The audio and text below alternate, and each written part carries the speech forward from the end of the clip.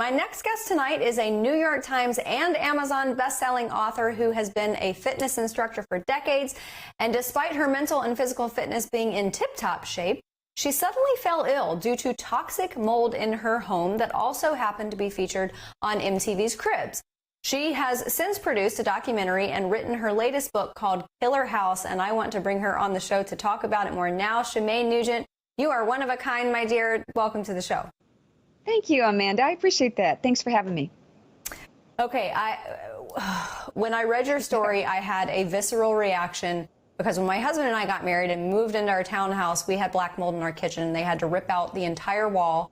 It's not the kind of thing that you can just spray and get rid of. And your story is 100 times more horrific than what we experienced. Can you please articulate the whole saga for my audience?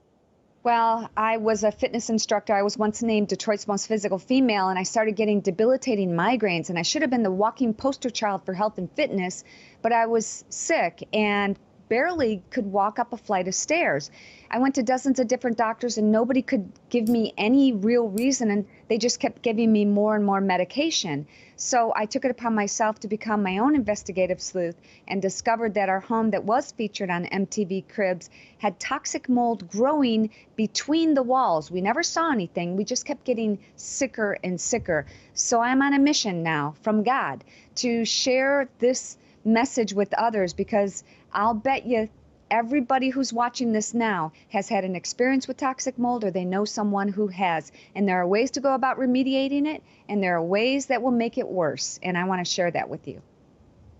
How did you even find out? Did you take a sledgehammer to the walls? How did you even find out that it was in there?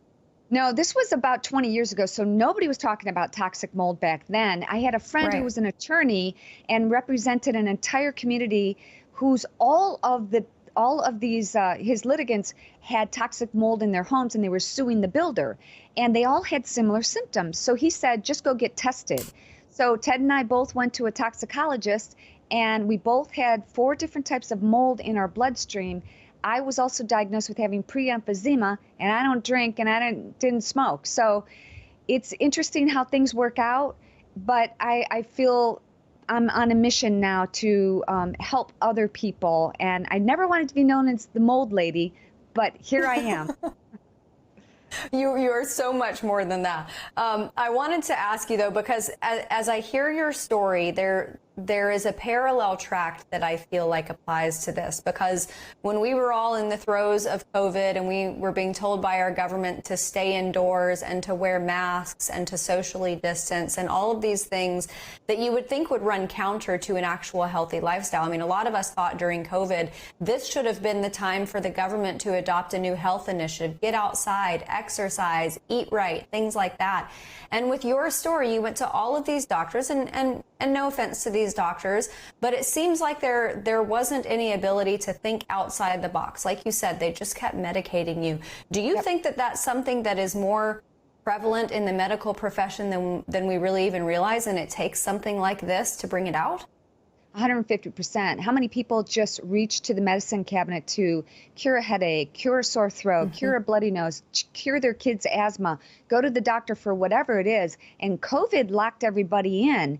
And in a lot of times it made it worse. And I will tell you too, Amanda, I have other stories from other people in my book, people who had emotional situations due to toxic mold, rage and anger, because if you don't feel good, it's going to make you angry. And you go to all these different doctors, and you know, there are a lot of good doctors out there, but there are a lot of them that regurgitate what they've learned in medical school. How much medical school training focuses on toxic mold?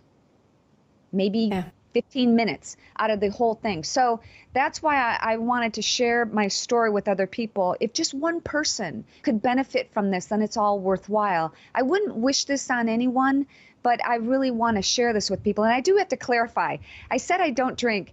I do drink. I love wine. I'm making my own wine. But I don't smoke is what I don't do. And I do think life is meant to be worth living and enjoying. And yeah, I eat healthy and I live healthy and I love to work out. But, toxic mold is a deadly killer. And one of the stories in my book from someone else, she lost her baby and found out there was toxic mold in her baby's bloodstream, and her baby passed away at 8 months old before it was born. Oh, that's horrific. I mean, this is something that I think it's so important that you have brought light to all of this. And I know that you talk about this and so many other things on your show, Faith and Freedom. So I'm going to check that out, and we're going to have you back on again very soon. I know this was the first time, but it's definitely not going to be the last. Thank you so much for being here, Shemane. God bless.